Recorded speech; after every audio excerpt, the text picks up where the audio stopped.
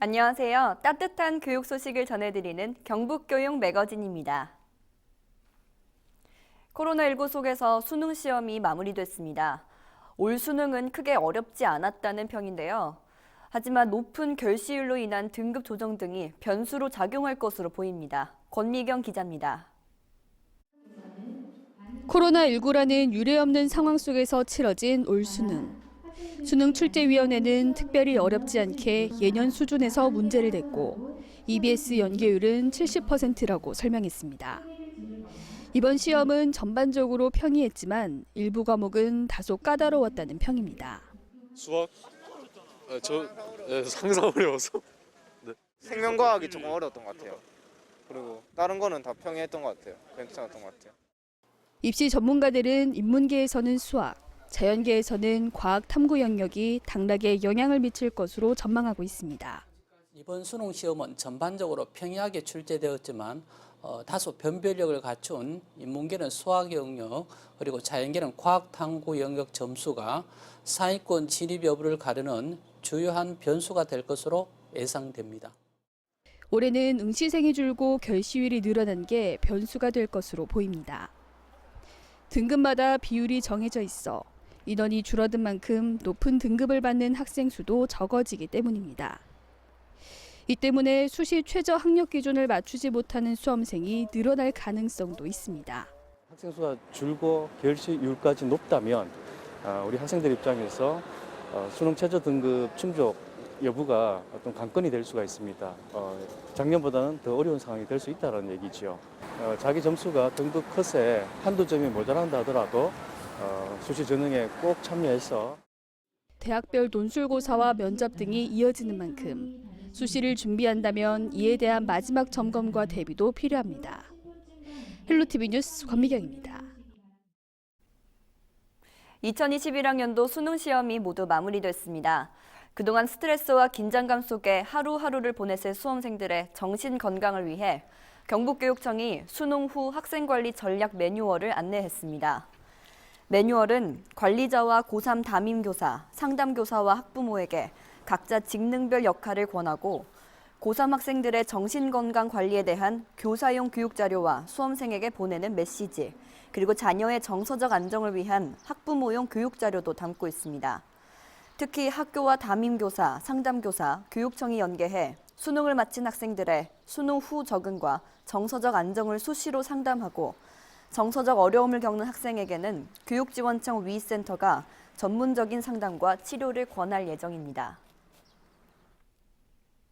경북조리과학고등학교 등 경북직업계 고등학교가 올해 최종 취업률 전국 1위를 기록했습니다. 올해 경북 지역 직업계고 졸업생의 취업률은 59.6%로 전국에서 가장 높은 취업률을 달성했습니다.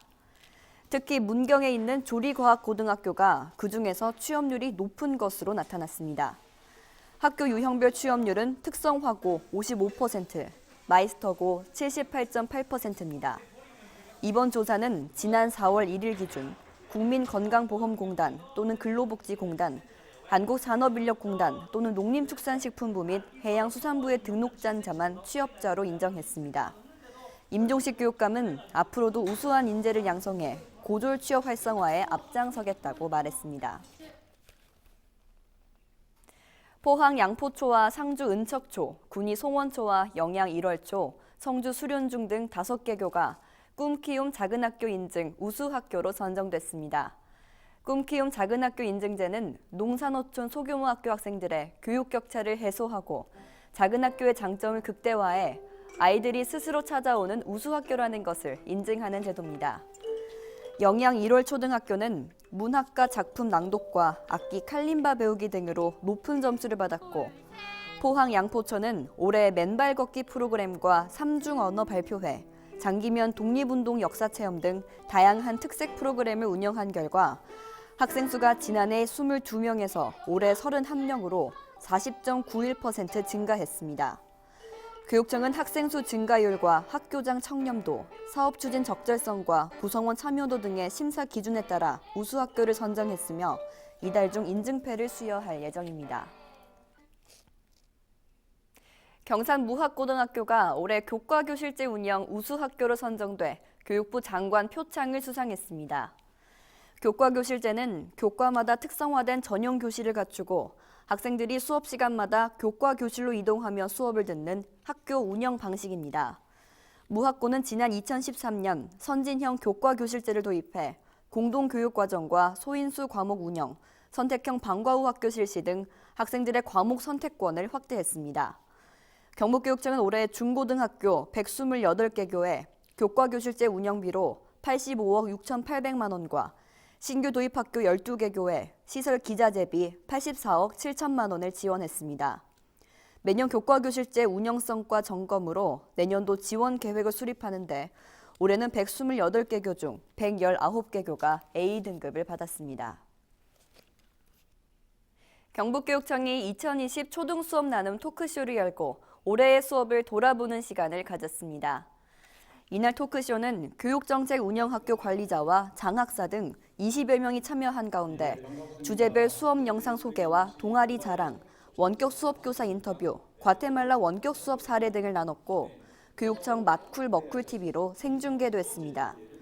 특히 원격 수업교사 인터뷰에서는 서울 우신추 방현진 선생님과 청송 진보초등학교 박원석 선생님이 온택트 공동교육과정 개발 과정과 수업 사례에 대해 소개해 수업 경험을 공유했습니다. 임종식 교육감은 이번 수업 나눔 토크쇼가 온택트 공동교육과정의 우수 사례와 외국의 원격 수업 사례를 공유해 새로운 수업 모델을 함께 나누는 좋은 기회가 됐다고 말했습니다. 제12회 전국 다문화 교육 우수 사례 공모전에서 교육청 소속 교사와 학생 9명이 상담 사례 부문 최우수상과 교육자료 부문 우수상 등 각종 부문에서 좋은 성과를 거뒀습니다. 다문화 교육 우수 사례 공모전은 다문화에 대한 인식을 개선하고 교육을 활성화하기 위해 학생과 교원, 일반인을 대상으로 올해로 12회째 열고 있는 대회입니다. 이번 대회에서 교육청은 학생과 교원 작품 100여 편을 제출했고 상담 사례 부문에서 경주 흑무초 오윤미 상담교사가 최우수상을, 교육자료 부문에서 포항 대해초등학교 김현리 교사가 우수상을 수상했습니다. 이 밖에 교육수기 부문에서 영주 장수초 강명구 교사와 김천 아천초 장재수 교사가 장려상을 수상했고 다문화 인식개선 UCC 부문에는 봉화 도촌초등학교 장창호 학생 외 7명이, 포스터 부문에는 경산 정평초등학교 김민채 학생이 장려상을 받았습니다.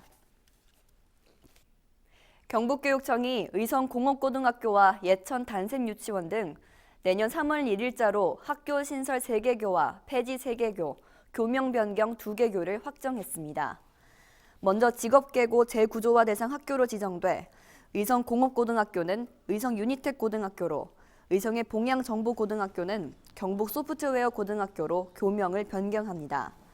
내년 3월로 신설되는 3개 학교는 예천 도청 신도시 내 6학급 규모인 단센유치원과 김천의 운남중학교, 칠곡의 석적중학교입니다. 특히 도청 신도시에는 유치원 부족에 대한 학부모들의 요구가 많아 이번 단센유치원 신설로 원화 배치 여건이 크게 개선될 것으로 교육청은 기대하고 있습니다. 교육 매거진이 오늘 준비한 시간은 여기까지입니다. 시청해주신 여러분 고맙습니다.